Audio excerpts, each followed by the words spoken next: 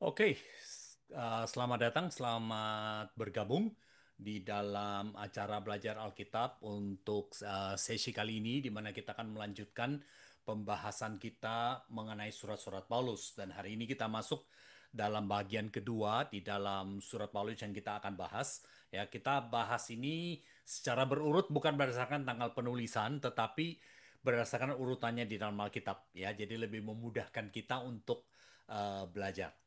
Oke, baik. Mari kita tunduk kepala, kita masuk dalam doa. Saya minta rekan saya, Bu Syafi, untuk pimpin kita dalam doa ya, untuk memulai sesi kita hari ini. Ya, Ibu Syafi, silakan. Oke, mari kita berdoa. Tuhan Allah Bapa kami yang Maha Kasih. Terima kasih Tuhan Engkau telah mengumpulkan kami pada pagi hari ini untuk belajar Alkitab bersama-sama dengan rekan-rekan kami semua di sini Tuhan.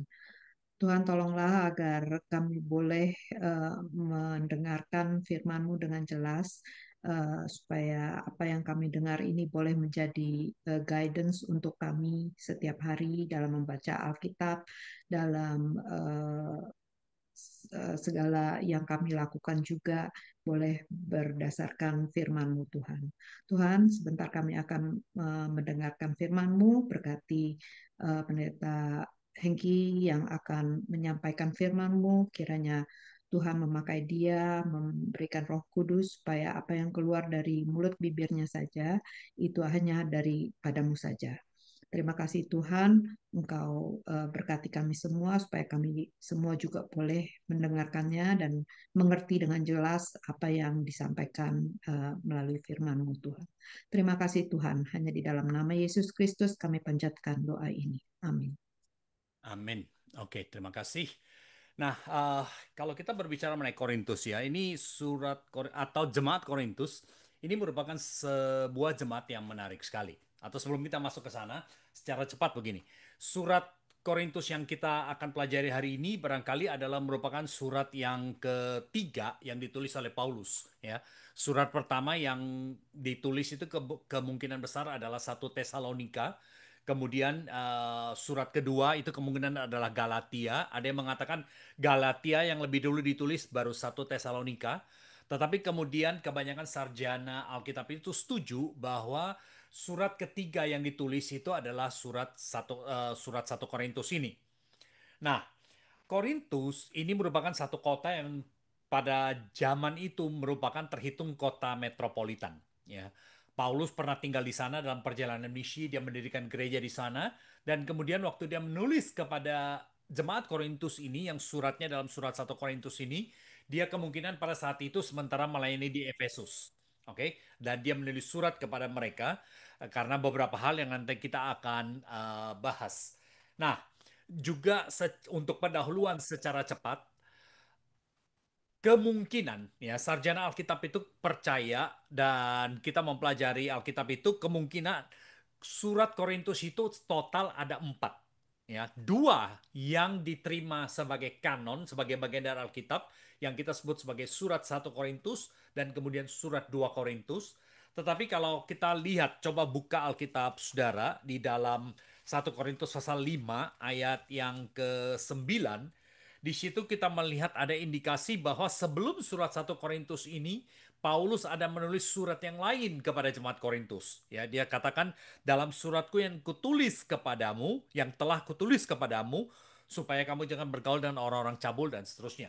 Di situ kita mendapatkan indikasi yang jelas. Sebelum surat satu Korintus ini ada surat yang lain, dan nanti di dalam surat 2 Korintus kita melihat juga di situ ada surat yang lain yang kemungkinan surat yang ketiga yang ditulis oleh Paulus kepada jemaat Korintus yang juga bukan merupakan bagian daripada kanon Alkitab.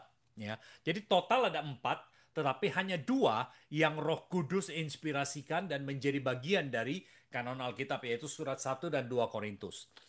Nah, surat Korintus ini unik sekali karena surat Korintus ini bisa dikatakan topiknya itu luas sekali. Topiknya itu bukan bilang satu topik yang satu kesatuan, tetapi topik yang merupakan majemuk sekali dan bisa dikatakan mirip sekali dengan semacam surat penggembalaan. Oke. Dan surat 1 Korintus ini khususnya memberikan pada kita gambaran, memperlihatkan pada kita mengenai suasana jemaat Tuhan, gereja mula-mula ketika pertama didirikan, kurang lebih mungkin sekitar 15-20 tahun setelah kematian dan kebangkitan Tuhan Yesus. Oke, jadi kita bisa mendapatkan gambaran bagaimana orang-orang Kristen pada waktu itu, apa yang menjadi pergumulan mereka, bagaimana mereka sebagai satu jemaat. Nah, surat 1 Korintus ini memperlihatkan kepada kita ada beberapa masalah di dalam jemaat Korintus. Dan masalah-masalah yang ada ini bisa dikatakan merupakan masalah yang juga banyak dialami dalam mungkin bentuk yang sedikit berbeda, tapi kadang-kadang juga sama dengan yang dialami oleh gereja-gereja pada saat ini. Jadi saya kira melalui surat 1 Korintus ini kita bisa belajar bagaimana mengenali masalah-masalah itu dan bagaimana untuk menghadapinya, ya. Nah, ada beberapa masalah yang kita lihat yang dibicarakan dalam surat 1 Korintus ini. Yang pertama, di dalam surat Korintus ini kita melihat bahwa jemaat itu mengalami perpecahan. Nah, perpecahannya itu seringkali sepertinya rohani sekali ya. Ayat pasal 1 ayat 12 misalnya. Di situ mulai dari ayat 11. Sebab saudara-saudaraku, aku telah diberitahukan oleh orang-orang dari keluarga Chloe tentang kamu bahwa ada perselisihan di antara kamu. Itu pasal 1 ayat 11. Dan ayat 12 katakan yang aku maksudkan adalah bahwa kamu masing-masing berkata, aku dari golongan Paulus, atau aku dari golongan Apolos, aku dari golongan Kefas, atau aku dari yang paling rohani. Saya nggak ikut salah satu rasul, saya nggak ikut pemimpin, saya ikutnya Tuhan Yesus. Bisa kebayang kan? Ya, saya pokoknya nggak mau ikut pendeta manapun, nggak mau ikut pemimpin manapun, nggak mau ikut penginjil atau majelis manapun. Saya ikutnya Tuhan Yesus. Bukan hal yang baru. Di 1 Korintus kita sudah melihat jemaat Korintus sudah seperti itu. Ayat 13, adakah Kristus terbagi-bagi? Adakah Paulus disalibkan karena kamu? Adakah kamu dibaptis dalam nama Paulus?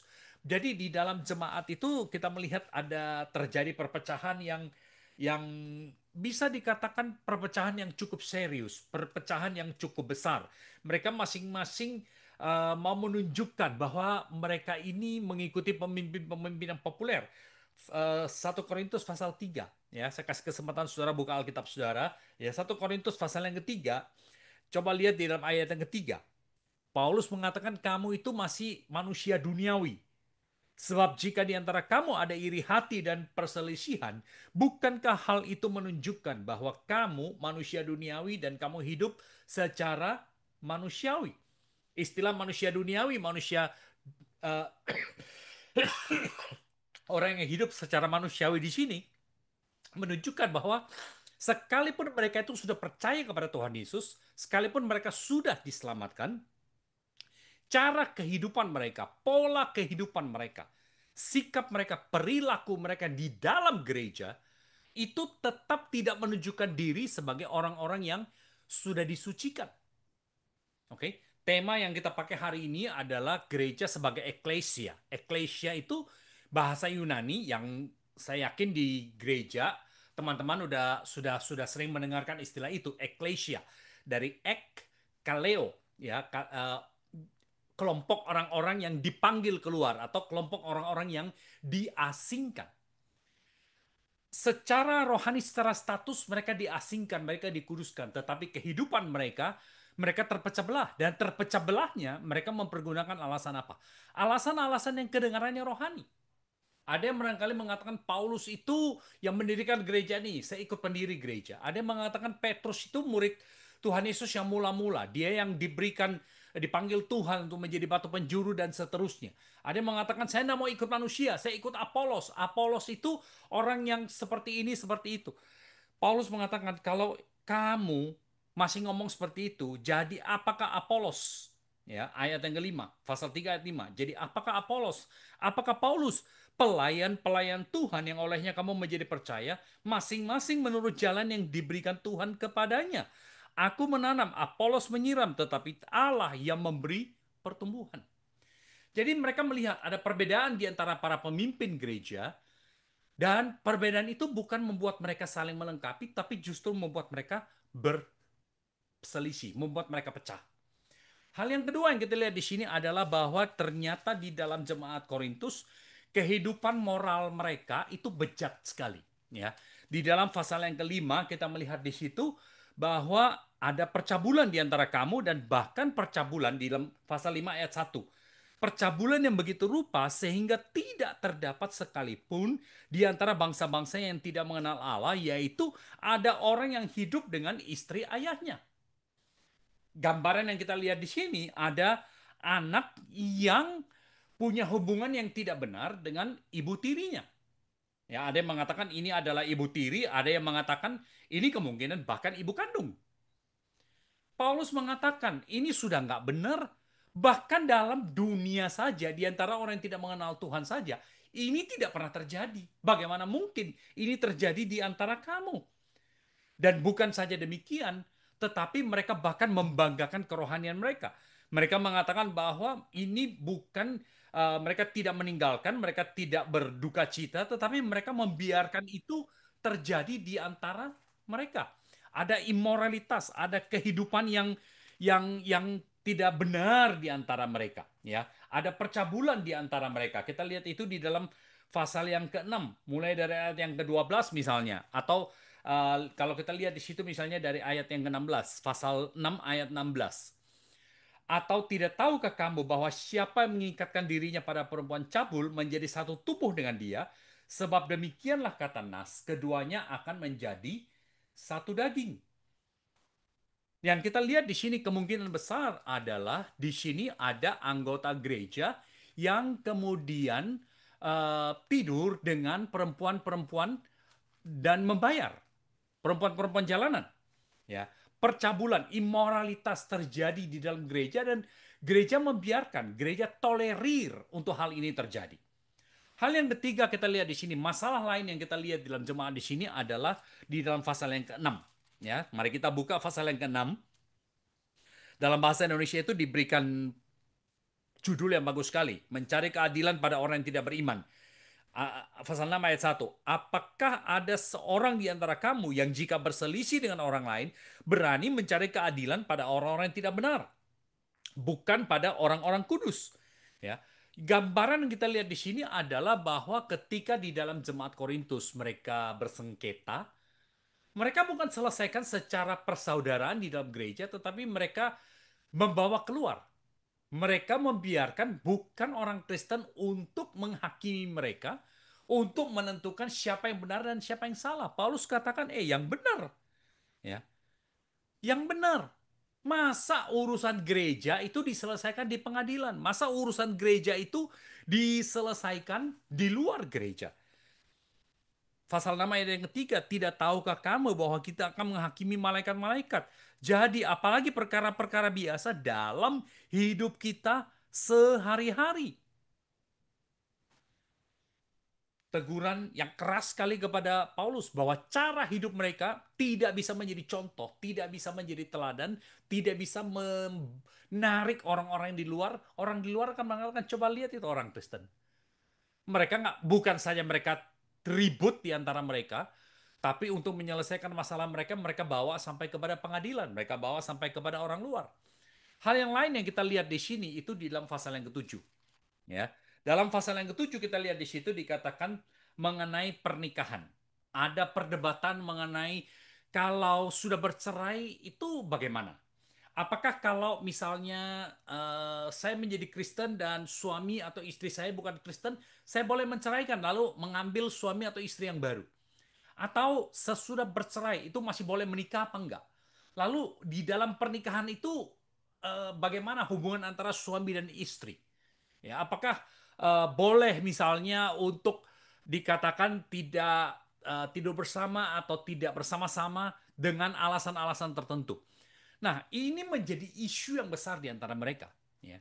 Soal pernikahan di dalam pasal yang ketujuh itu dibahas dengan cukup bisa dikatakan dengan cukup mendalam, ya. Dari pasal yang ketujuh, perceraian mengenai pernikahan itu dibicarakan secara cukup mendetail di sana. Ini barangkali merupakan satu pasal yang banyak dirujuk ketika kita berbicara mengenai perceraian.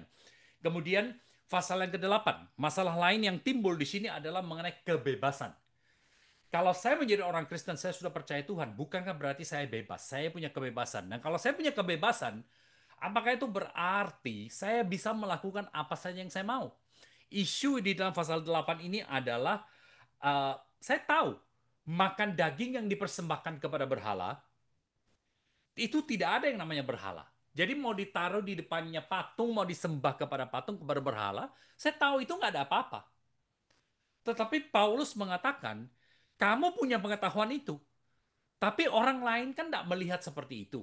Mereka akan mempertanyakan, kamu, katanya kamu orang Kristen, kok makanan yang sudah disembayangi itu kok yang diberikan pada berhala, kok kamu masih makan juga?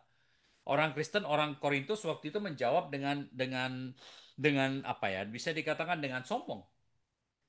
Oh, tidak ada berhala dalam dunia ini. Satu-satunya Allah itu adalah Allah yang kami sembah dalam Tuhan Yesus. Jadi makan ini saja nggak ada apa-apa. Paulus katakan itu memang tidak ada apa-apa, tetapi kamu itu menjadi batu sandungan. Kamu mengganggu hati nurani orang lain. Jadi isu di dalam pasal 8 ini adalah bagaimana mereka mempergunakan kebebasan mereka. Nampaknya jemaat Korintus itu bangga sekali mereka adalah orang Kristen, mereka bebas.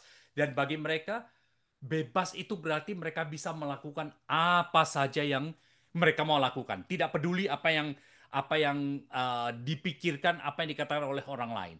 Ya, kalau orang lain menegur mereka, mungkin dikasih ayat-ayat Alkitab, mungkin dikasih dikotbahin. Ya, Paulus mengatakan itu nggak benar. Kemudian hal yang berikutnya yang kita lihat di sini dalam pasal yang ke-11, ini berkaitan dengan bagaimana ibadah itu dilakukan. Ya, bagaimana ibadah itu dilakukan. Eh, Perilaku dalam ibadah. Mereka dikatakan di sini laki-laki itu mesti pakai penutup kepala atau tidak, perempuan itu pakai penutup kepala atau tidak. Kemudian juga di sini berbicara mengenai perjamuan kudus, sikap mereka dalam perjamuan kudus.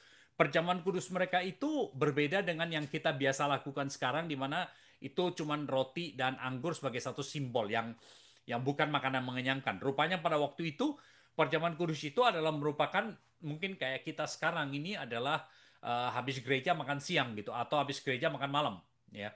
Dikatakan ada orang yang datang dan itu makan sekenyang-kenyangnya. Dan itu mengganggu dengan kata lain membuat mereka itu tidak bisa betul-betul mengerti makna dari perjamuan kudus itu. Mereka melihat perjamuan kudus itu sebagai kesempatan untuk memuaskan diri mereka sendiri, untuk mencukupi kebutuhan mereka sendiri. Itu sebabnya Paulus waktu berbicara mengenai perjamuan kudus, dia berbicara bahwa setiap kali kamu makan roti ini dan kamu minum dari cawan ini, karena ini adalah simbol dari Kristus, kamu itu memberitakan kematian Tuhan sampai dia datang. Jadi bukan cuma sekedar untuk mengenyangkan diri, bukan cuma sekedar untuk memuaskan diri. Itu dalam pasal yang ke-11 ayat yang ke-26. Bahkan sampai 27 dia kemudian mengatakan siapa dengan cara yang tidak layak makan roti ini atau minum cawan ini, dia berdosa terhadap tubuh dan darah Tuhan. Sikap mereka bukan di dalam roti perjamuan kudus atau cawan perjamuan kudus itu ada punya kuasa, ada kesaktian, bukan. Tapi yang digambarkan di sini adalah sikap mereka dalam ibadah itu sama sekali tidak benar. Dan ini kemudian berkaitan dengan hal yang lain juga yang berkaitan dengan ibadah, yaitu mereka punya banyak karunia roh. Jemaat Korintus ini adalah rumahnya jemaat yang punya talenta yang banyak. Mereka diberikan banyak karunia. Permasalahannya, karunia ini membuat mereka menjadi bersaing. Karunia ini membuat mereka kemudian merasa diri mereka hebat dan ngotot supaya karunia mereka itu ditonjolkan di gereja, diterima di gereja, diakui oleh orang-orang Kristen lainnya. Paulus katakan ini tidak benar. Mulai dari pasal 12 sampai pasal yang ke-14, dia berbicara mengenai ada berbagai macam karunia yang diberikan oleh Tuhan dan setiap karunia itu berasal dari apa? Dari satu roh. 1 Korintus pasal 12 ayat yang keempat. Ada rupa-rupa karunia, tetapi satu roh. Ada rupa-rupa pelayanan, tetapi satu Tuhan. Ada berbagai-bagai perbuatan ajaib, tetapi Allah adalah satu yang mengerjakan semuanya dalam semua orang. Lalu kenapa Tuhan memberikan karunia yang berbeda-beda? Ayat yang ketujuh dari pasal 12. tetapi kepada tiap-tiap orang dikaruniakan penyataan roh untuk apa? Untuk kepentingan bersama. Tuhan memilih orang tertentu dan kemudian kepada orang itu diberikan karunia khusus. Pasal 12 ayat 11. Tetapi semuanya dikerjakan oleh roh yang satu dan yang sama yang memberikan karunia kepada tiap-tiap orang secara khusus seperti yang dikehendakinya. Karena itu dikatakan sama seperti satu tubuh itu satu, ayat 12, dan anggota-anggotanya banyak dan segala anggota itu sekalipun banyak merupakan satu tubuh. Demikian pula Kristus. Nah, pasal 12 dan pasal 14 ini Paulus berbicara mengenai berbagai macam karunia roh yang diberikan kepada gereja dan punya fungsi yang berbeda-beda. Ada yang lebih menonjol, ada yang sepertinya lebih bersifat mendukung tetapi juga sama pentingnya. Nah, Paulus mengatakan bahwa karunia-karunia ini diberikan adalah supaya orang-orang lain itu bisa karunia-karunia ini bisa dipakai untuk membangun jemaat Tuhan. Pasal 14 ayat yang ke-12. Demikian pula dengan kamu. Kamu memang berusaha memperoleh karunia-karunia roh, tetapi lebih daripada itu, berusahalah mempergunakannya untuk membangun jemaat. Berusahalah untuk membangun jemaat. Jadi karunia itu bukan sebagai satu simbol, bukan sebagai kayak satu tanda. Karena saya punya karunia ini, itu menunjukkan saya lebih hebat dari orang lain yang tidak punya karunia, atau orang lain yang punya karunia yang kelihatannya lebih bunyinya itu nggak terlalu kenceng, atau yang barangkali fungsinya itu nggak terlalu jelas. Paulus mengatakan di dalam ibadah kita ini mesti tertib. Di dalam ibadah itu pasal yang ke-14 ya, pasal 14 ayat yang ke-33. Sebab Allah tidak menghendaki kekacauan tetapi Allah menghendaki damai sejahtera, ya. Jadi dalam ibadah mereka itu menjadi gaduh. Masing-masing mengatakan saya punya karunia dan saya mau tunjukkan karunia saya dan mereka mau karunia mereka itu diakui. Mereka mau karunia mereka itu diterima. Paulus katakan itu tidak benar. Nah, pasal 12 dan pasal 14 berbicara mengenai karunia. Kemudian di tengah-tengah muncullah pasal yang kita sudah kenal dengan baik, pasal yang secara khusus berbicara mengenai kasih. Paulus di sini membahas mengenai kasih untuk mengatakan kepada kita bahwa di dalam gereja, di malam kita beribadah, kita perlu mempunyai kasih, kasih yang menyatukan semua karunia itu. Kita bisa punya karunia, tetapi kalau kita mempergunakan karunia itu sehebat apapun karunia itu, bukan karena kasih, karunia itu tidak ada gunanya. Hal yang berikutnya, masalah lain yang kita lihat di dalam jemaat Korintus adalah mereka merasa, atau paling tidak di antara mereka ada pengajaran bahwa tidak ada kebangkitan tubuh. Mereka menolak, mereka tidak percaya bahwa ada kebangkitan. Ya. Itu sebabnya Paulus mengatakan bagaimana mungkin ya kami dalam ayat 12, bila mana kami beritakan bahwa Kristus telah dibangkitkan dari antara orang mati, bagaimana mungkin ada di antara kamu yang mengatakan bahwa tidak ada kebangkitan orang mati. Ayat 13 dari pasal 15. Paulus katakan kalau tidak ada kebangkitan orang mati, maka Kristus juga tidak akan dibangkitkan. Dan kalau Kristus tidak dibangkitkan, ayat 14, sia-sialah pemberitaan kami, sia-sialah juga kepercayaan kamu. Ya.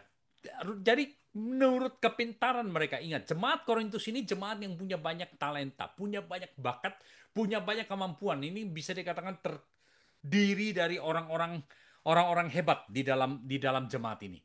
Tetapi kehebatan mereka, karunia yang begitu banyak mereka punya, itu mereka bukan gunakan dalam teamwork, dalam kerjasama, tapi mereka berusaha untuk menonjolkan diri mereka, berusaha untuk yang satu lebih hebat daripada yang lain, ya, mau menunjukkan bahwa mereka lebih hebat, baik karena karunia mereka maupun karena mereka mengikuti tokoh yang mereka anggap, oh saya ini muridnya Petrus loh.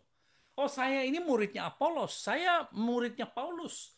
Saya tuh kenal Paulus sudah dari waktu dia masih di sini, selama dia bertahun-tahun, saya bersama-sama dengan dia, saya belajar dari dia. Yang lain mengatakan tidak. Saya punya karunia-karunia seperti ini dan saya terima ini langsung dari Kristus. Saya tidak ikut manusia, saya cuma ikut Yesus. Saudara-saudara, ini masalah yang kita lihat di dalam Jemaat Korintus dan saya kira gampang sekali bagi kita untuk juga melihat masalah-masalah yang ada di sini paling sedikit sekitar 8 masalah yang saya angkat di sini bisa dikatakan hampir semuanya kalau bukan semuanya itu masih ada dalam gereja pada saat ini. Ini sesuatu yang kita bisa pikirkan yang kita bisa lihat dalam kehidupan kita bergereja sehari-hari. Nah, sekarang kita melihat kepada surat Korintus ini sendiri. Saya ingin mengajak kita melihat struktur surat Korintus ini secara cepat, ya. Surat Korintus ini ya depannya seperti biasa, surat itu dimulai dengan pendahuluan, ya, dari Paulus, siapa pengirimnya, yang oleh kehendak Allah dipanggil menjadi rasul Kristus, dan dari Sostenes saudara kita. Ya, kita tidak banyak tahu siapa itu Sostenes, ya. Tapi rupanya jemaat Korintus mengenal dia, itu sebabnya Paulus juga menyebut dia. Jadi ini adalah merupakan satu pendahuluan, satu pengantar mulai dari ayat 1 sampai dengan ayat yang ke-9. Nah, bagian yang kedua dari surat Korintus ini, Paulus mulai berbicara mengenai apa yang dia dengar. Jadi rupanya waktu Paulus di Efesus ini, ada orang-orang dari Korintus datang yang disebut dengan dari keluarga Chloe, ya ayat yang ke-11. Jadi orang-orang dari keluarga Chloe ini, kita tidak tahu siapa persisnya mereka. Mereka datang kepada Paulus di Efesus, bicara dan Paulus dan beritahukan kepada Paulus bahwa ini loh, di dalam jemaat Korintus itu ada masalah, ada isu-isu, ada masalah yang terjadi dan masalah itu bisa dibagi di dalam dua kelompok besar. Ya, yang pertama di sini adalah ada kelompok-kelompok di dalam jemaat. Nah, itu di dalam pasal 1 mulai dari ayat yang ke-10 ini sampai kepada pasal yang keempat ayat yang ke-12. Jadi diberitahukan bahwa di antara jemaat Korintus itu ada perpecahan. Nah, selain ada perpecahan, ada kelompok-kelompok, ada faksi-faksi, ada partai kalau bisa dikatakan. Masa isu yang lain adalah mereka itu punya banyak pertanyaan, ya. Dan ini berkaitan dengan imoralitas mereka. Ada gugatan hukum di antara mereka. Oke. Jadi kembali ada dua isu. Masalah yang mereka alami itu ada dua. Yang satu ada kelompok dan yang kedua adalah cara hidup mereka yang immoral dan tidak adanya moral di antara mereka itu bukan hanya di dalam hal pernikahan atau dalam seks, tetapi juga di dalam cara mereka memperlakukan satu dan yang lain. Oke, okay? Mereka tidak tidak bersikap benar. Nah, kemudian bagian yang kedua daripada 1 Korintus ini merupakan jawaban terhadap berbagai pertanyaan yang ditanyakan oleh jemaat Korintus. Jadi yang pertama itu adalah laporan bahwa ada masalah. Kemudian ada pertanyaan-pertanyaan mengenai berbagai isu yang muncul di antara mereka. Dan kemudian dalam surat Korintus ini, Paulus menjawab beberapa isu-isu yang diangkat itu. Pertanyaan-pertanyaan yang diangkat itu. Ya. Dan kita tahu ini karena bagian ini itu bisa dikatakan hampir selalu dimulai dengan kata ini. Dengan kata tentang. Oke, okay? Paulus mengatakan tentang hal-hal yang kamu tuliskan kepadaku dan seterusnya. Itu mulai dari dalam ayat yang pasal yang ketujuh misalnya tentang pernikahan dan perceraian, ya. Dan sekarang tentang hal-hal yang kamu tuliskan kepadaku masuk kepada tanya jawab gitu. Mereka bertanya, jemaat Korintus bertanya, Paulus menjawab. Adalah baik bagi laki-laki kalau ia tidak kawin. Jadi rupanya pertanyaannya laki-laki itu harus kawin apa enggak? Oke, okay? Dan juga ada pertanyaan-pertanyaan berikutnya yang kita lihat di dalam fase yang ketujuh. Jadi mengenai pernikahan, pertanyaan juga mengenai perceraian. Dan dari situ kita mendapatkan indikasi bahwa ada kemungkinan Paulus ini tidak menikah. Ya berbeda dengan Petrus. Paulus kemungkinan tidak menikah. Ayat 8, pasal 7 ayat 8. Tetapi kepada orang-orang yang tidak kawin dan kepada janda-janda aku anjurkan supaya baiklah mereka tinggal dalam keadaan seperti aku. Tetapi kemudian Paulus mengatakan bukan itu satu-satunya cara. Ayat 9 mengatakan kalau mereka tidak bisa menguasai diri, ya berbicara mengenai nafsu mereka dikatakan baiklah mereka kawin sebab lebih baik kawin daripada hangus karena hawa nafsu. Nah, di sini kita melihat satu jawaban yang pertama kepada pertanyaan mengenai pernikahan. Yang kedua di dalam pasal yang ke-8 dan kembali kita lihat kata kuncinya tentang, oke? Okay? Tentang pasal 8 ayat 1 tentang daging persembahan berhala, kita tahu Dan kemudian dia mulai berbicara, dia mulai membahas mengenai prinsip itu. Kalau daging itu sudah dipersembahkan oleh anggota keluarga, dipersembahkan kepada berhala. Habis itu boleh nggak kita makan? Atau kalau misalnya itu dagingnya itu di sana dikatakan dijual,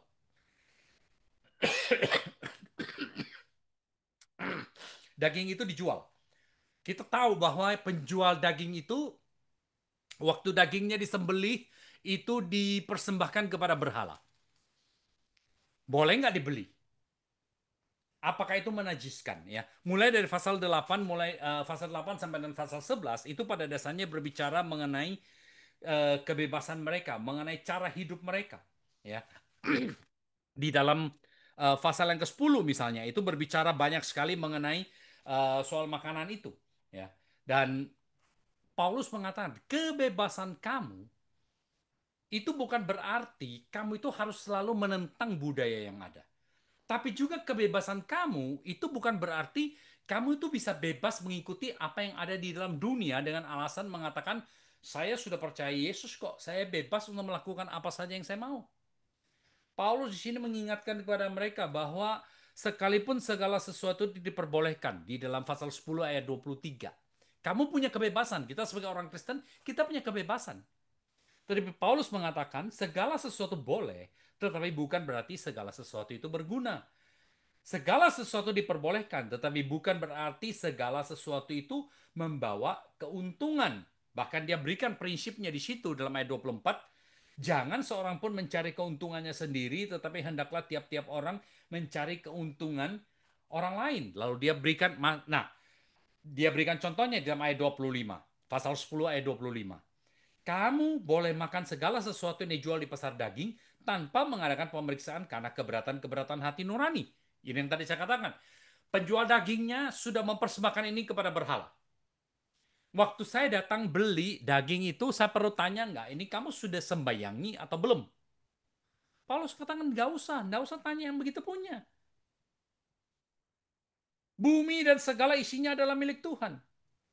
Ayat 27. Bagaimana kalau kita diundang makan oleh orang yang tidak percaya? 27 mengatakan, undangan itu kamu terima. Makanlah apa saja yang dihidangkan kepadamu tanpa mengadakan pemeriksaan karena keberatan-keberatan hati nurani. Jangan dicek lagi ini masakannya gimana. Ini makanannya bagaimana. Tidak perlu dikatakan, Paulus katakan. Tetapi, tetapi kalau ada orang yang mengatakan itu persembahan berhala, jangan kamu makan. Oleh karena kenapa? Orang yang ngomong kepada kamu itu menganggap sebagai orang Kristen, kamu tuh nggak boleh makan makanan yang sudah dipersembahkan pada berhala. Nah, Paulus katakan, kalau yang seperti itu, lalu jangan makan. Bukan karena berhalanya, bukan karena apa yang kita tahu, tetapi karena mencari keuntungan untuk orang lain. Ya. Nah, itu sebabnya dia memberikan kepada prinsipnya di dalam ayat yang 31, pasal 10 31. Jika engkau makan atau jika engkau minum atau jika engkau melakukan sesuatu yang lain, lakukanlah semuanya itu untuk kemuliaan Allah. Jangan kita melakukan itu untuk menunjukkan kita ini lebih rohani. Jangan kita berbuat sesuatu untuk menunjukkan saya ini orang suci. Hati-hati kalau kita menjadi orang yang seperti itu. Jangan sampai kelakuan kita tunjukkan bukan untuk memuliakan Tuhan, tetapi untuk menunjukkan kepada orang lain bahwa saya ini orang yang rohani, saya ini orang yang suci. Bagian yang pertanyaan yang berikutnya yang ditanyakan di sini adalah dalam soal cara beribadah yang tadi kita sudah sempat bicarakan ya.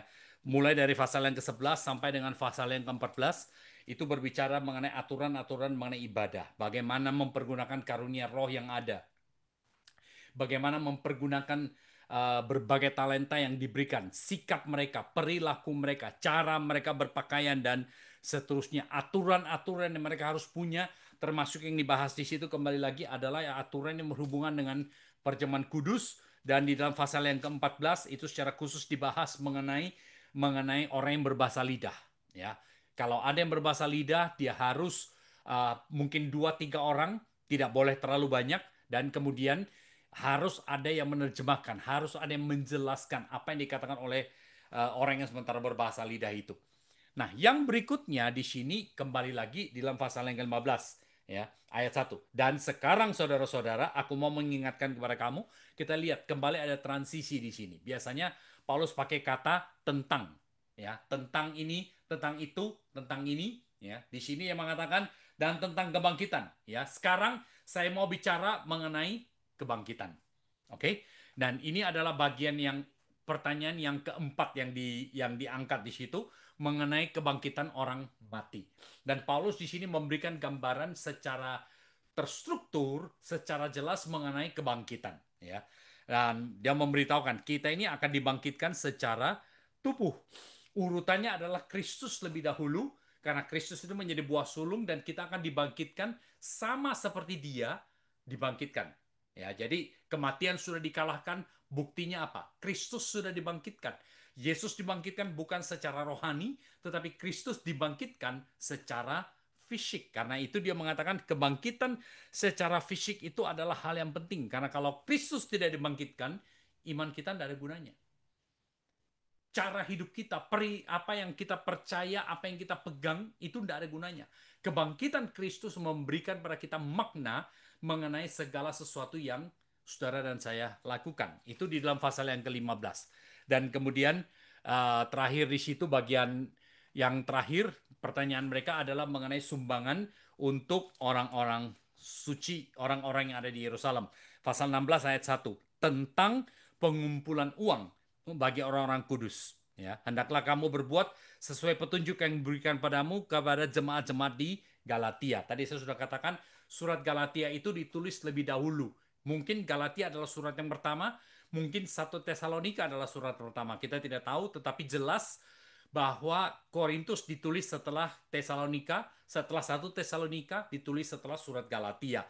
Dan pasal 16 memberitahukan dia sudah memberikan petunjuk-petunjuk mengenai bagaimana caranya mengumpulkan. Dan kembali kita melihat di sini ya, Paulus itu mendorong jemaat untuk memiliki keteraturan di dalam pelayanan, keteraturan di dalam beribadah, keteraturan di dalam kehidupan orang Kristen.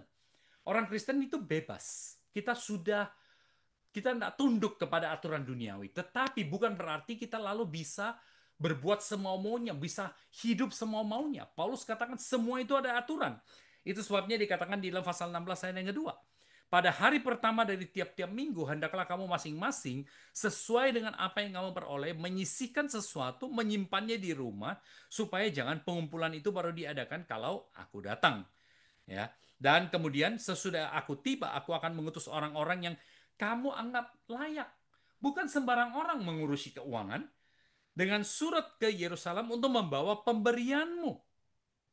Jadi, saudara lihat ya, Paulus di sini mengatur, menata bagaimana pelayanan itu bukan berarti oh ya, saya mau melayani, saya bisa melakukan pelayanan semua maunya saya, seenak saya. Tidak demikian.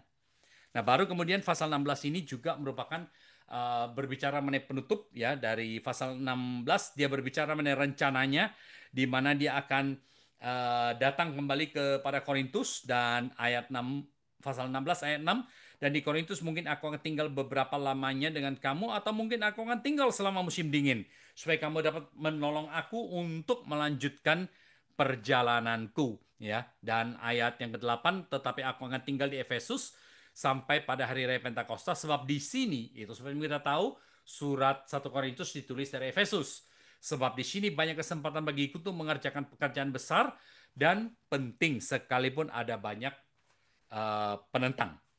Nah, saudara-saudara, di sini kita melihat surat Korintus ini memberikan kepada kita berbagai gambaran mengenai bagaimana seharusnya saudara dan saya hidup sebagai seorang Kristen, baik secara pribadi maupun sebagai gereja. Nah, saya ingin mengajak kita sekarang untuk membahas beberapa hal yang berhubungan dengan pesan-pesan dari Korintus ini dan bagaimana kita mengaplikasikan di dalam kehidupan kita. Nah, ada beberapa hal yang saya ingin aja kita bicarakan di sini. Yang pertama, setiap orang Kristen itu bertanggung jawab dan harus selalu berusaha menjaga kesatuan dan keutuhan gereja. Masing-masing pemimpin gereja, dan saya sebut pemimpin gereja di sini, ini bukan hanya pendeta, tetapi orang-orang yang punya pengaruh di gereja. Kita tahu dalam organisasi itu ada pemimpin yang resmi, yang disebut secara hukum atau secara de jure. Orang yang karena jabatannya dia itu eh, jadi pemimpin. Tetapi juga di dalam semua organisasi, bukan hanya gereja. Juga ada orang-orang yang sekalipun tidak punya jabatan, dia dihargai. Suaranya didengar. Mungkin karena dia adalah orang yang punya banyak pengalaman, mungkin karena dia punya banyak uang, mungkin karena dia punya banyak relasi, dia kenal banyak orang dalam organisasi itu, mungkin dia adalah pendirinya. Ya, walaupun dia tidak punya jabatan resmi, kita melihat di berbagai organisasi selalu ada orang-orang seperti ini. Nah, waktu saya bicara mengenai pemimpin gereja, saya berbicara mengenai semua orang, termasuk aktivis, termasuk semua orang yang melayani. Masing-masing pemimpin gereja, kita itu punya panggilan, punya talenta yang berbeda. Tetapi panggilan dan talenta yang berbeda itu bukan berarti kita mesti bersaing. Bukan berarti kita ini berusaha menonjolkan diri satu dengan lain. Tidak. Paulus di dalam 1 Korintus pasal 1 ayat 10 mengatakan, aku menasihatkan kamu saudara-saudara demi nama Tuhan kita Yesus Kristus supaya kamu seia sekata dan jangan ada perpecahan di antara kamu, tetapi sebaliknya supaya kamu erat bersatu dan sehati sepikir. Saudara, ini jelas sekali mengajarkan kepada kita. Perbedaan kita itu bukan memisahkan kita. Perbedaan kita justru harus membuat kita menyadari bahwa kita membutuhkan orang lain untuk melengkapi. Ada hal-hal yang saya tidak bisa lihat. Ada hal-hal yang saya lihat dengan jelas sekali, orang lain tidak bisa lihat. Ada hal-hal yang saya bisa lihat karena pengalaman saya, mempersiapkan saya, atau membantu saya untuk melihat hal itu. Tetapi satu hal yang kita tahu, bagaimanapun kita tidak pernah bisa mengerti segala sesuatu secara utuh. Dalam kehidupan kita bisa dikatakan dalam semua isu. Kita tidak bisa mengerti segala sesuatu secara utuh. Itu sebabnya kita membutuhkan perspektif yang berbeda. Nah, di sini kita belajar kerjasama itu berarti kita perlu belajar menghargai orang yang berbeda dari kita. Dengan kata lain, di dalam gereja, saudara, di dalam organisasi, di dalam persekutuan, dalam kita bersama-sama, perbedaan itu tidak boleh memecahkan kita.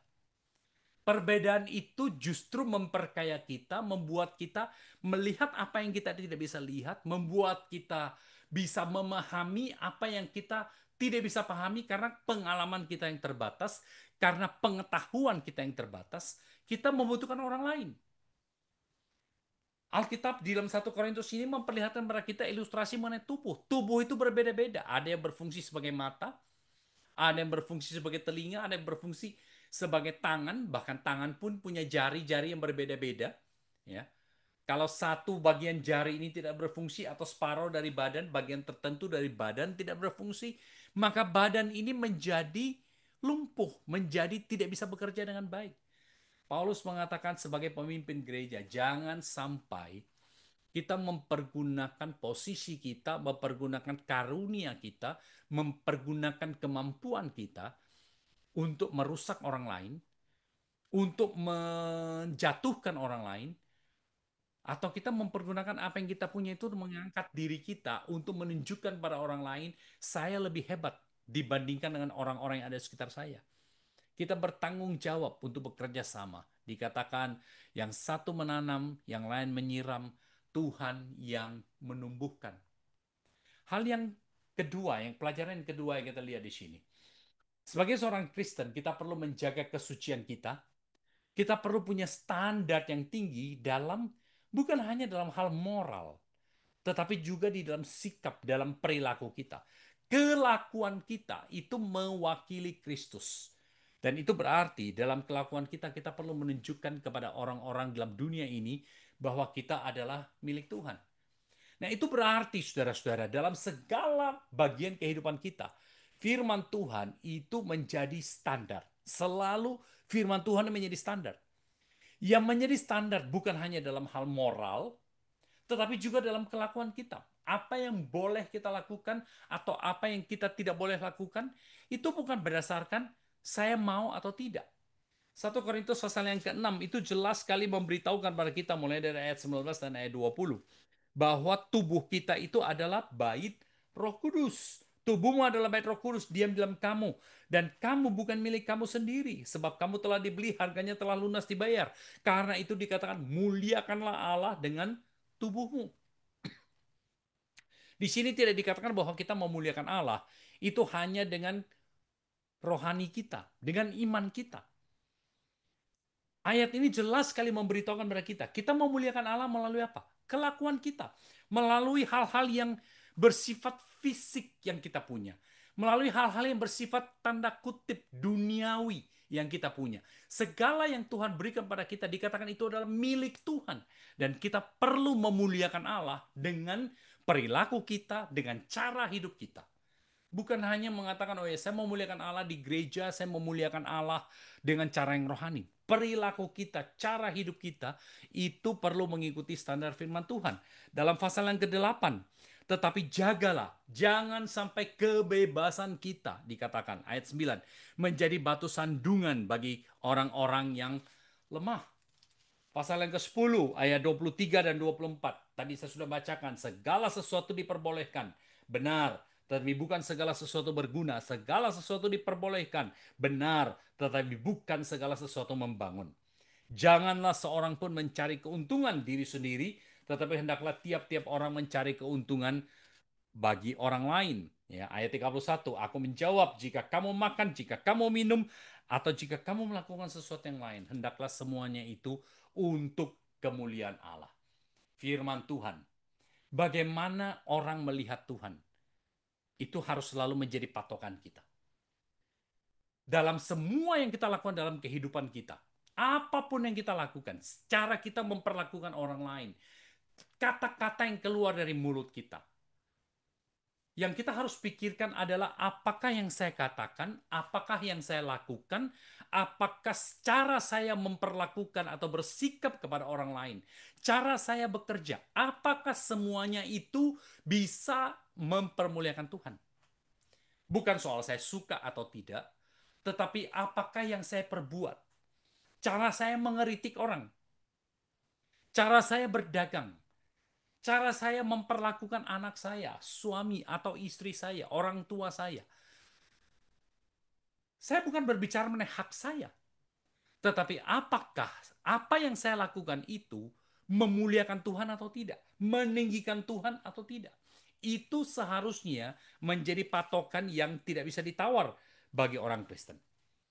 Segala sesuatu yang kita lakukan, baik itu jelas rohani, apun barangkali kelihatannya simple. Kelihatannya itu bersifat bisnis, kelihatannya itu bersifat duniawi. Paulus katakan, semua yang kita lakukan itu harus untuk memuliakan Tuhan. Itu menjadi satu-satunya patokan bagi kita. Nah, hal yang berikutnya lagi yang kita lihat di sini adalah bahwa fokus ibadah kita itu adalah untuk menyatakan Tuhan dan untuk menyembah Tuhan.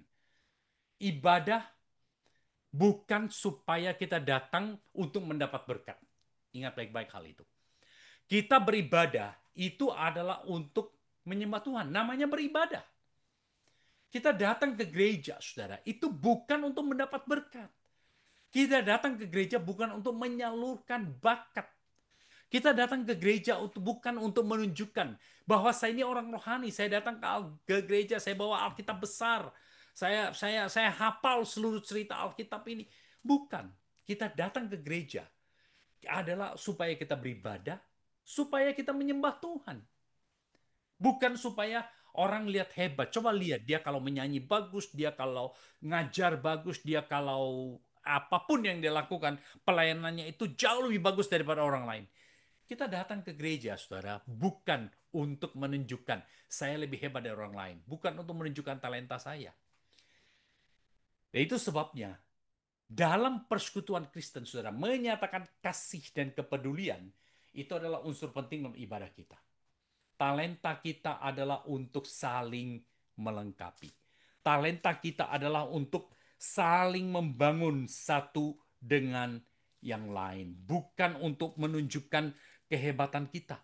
Pasal 14 ayat 1 dalam 1 Korintus mengatakan, kejarlah kasih itu, usahakanlah dirimu memperoleh karunia-karunia, roh terutama karunia untuk bernubuat. Mengapa? Dikatakan dasarnya di situ, kejarlah kasih itu. Ya. Dalam ayat 12, demikian pula kamu. Kamu memang berusaha untuk memperoleh karunia-karunia roh, tetapi lebih daripada itu, hendaklah kamu berusaha mempergunakannya untuk apa? Membangun jemaat. Bukan untuk kepentingan diri sendiri, bukan untuk menunjukkan saya ini lebih hebat, saya ini lebih mampu, saya lebih bisa dibandingkan dengan orang lain. Menyatakan kasih, menyatakan kepedulian, itu hal yang penting di dalam ibadah kita. Ibadah itu harusnya bukan untuk menunjukkan siapa yang lebih hebat, siapa lebih suci, siapa yang lebih rohani, tetapi kesempatan bagi kita untuk bersama-sama menunjukkan saya mengasihi engkau, saya memperdulikan engkau. Saya punya kemampuan ini dan kemampuan ini saya akan gunakan untuk membantu engkau, untuk kebaikan orang lain, bekerja sama satu dengan yang lain. Dan yang terakhir di sini, pasal 15, kebangkitan Kristus secara fisik itu menjadi dasar dari iman Kristen. Ini adalah pelajaran yang penting sekali dan kita sudah bahas ini berkali-kali. Saya tidak akan terlalu berpanjang lebar dalam hal ini, tetapi satu hal yang kita penting untuk tahu. 1 Korintus pasal 15 memberitahukan kepada kita, kita bukan percaya Yesus yang bangkit secara rohani. Kebangkitan fisik itu pertama-tama dialami oleh Yesus dan saudara dan saya, itu kita akan alami juga. Satu hari, saudara, pada saat Yesus datang kembali kedua kalinya, kita akan bertemu kembali dengan orang-orang yang sudah mendahului kita, orang-orang yang sudah kita baca di dalam Alkitab. Ya, tadi waktu saya membaca bagian ini, saya tiba-tiba terbersit dalam pikiran saya. Satu hal yang bagi saya exciting sekali adalah suatu hari saya akan ada di surga dan saya bisa ketemu dengan Daud. Saya akan ketemu dengan tokoh-tokoh perjanjian lama Gideon. Dan tadi itu tiba-tiba kayak baru sadar ya. Saya akan ketemu dengan Adam. Ketemu kembali dengan Hawa. Ketemu dengan Habel. Ketemu dengan orang-orang yang disebut dalam Alkitab dengan Abraham. Yang kita baca ceritanya. Saya bayangkan saudara. Wah, ini imajinasi saya ya. Kok enak banget ya sore-sore. Nggak tahu nongkrong di mana gitu. Dengerin Abraham cerita mengenai pengalamannya dia pada waktu itu. Waktu dia mau mempersembahkan Ishak itu kira-kira kayak apa? Dengar langsung dari dia, saudara. Dari situ kemudian kita tahu selama ini pemahaman kita terhadap dia itu benar atau tidak. Suatu excitement, saudara, bahwa kita secara fisik kita akan dibangkitkan, kita akan bersama-sama kembali. Orang-orang yang sudah mendahului kita akan bertemu dengan mereka kembali. Kita akan bersama-sama dengan mereka yang sudah meninggal di dalam Tuhan, yang sudah percaya Yesus, bersama-sama dengan mereka. Dan itu terjadi karena apa? Karena kebangkitan Kristus menjadi dasar dari iman kita.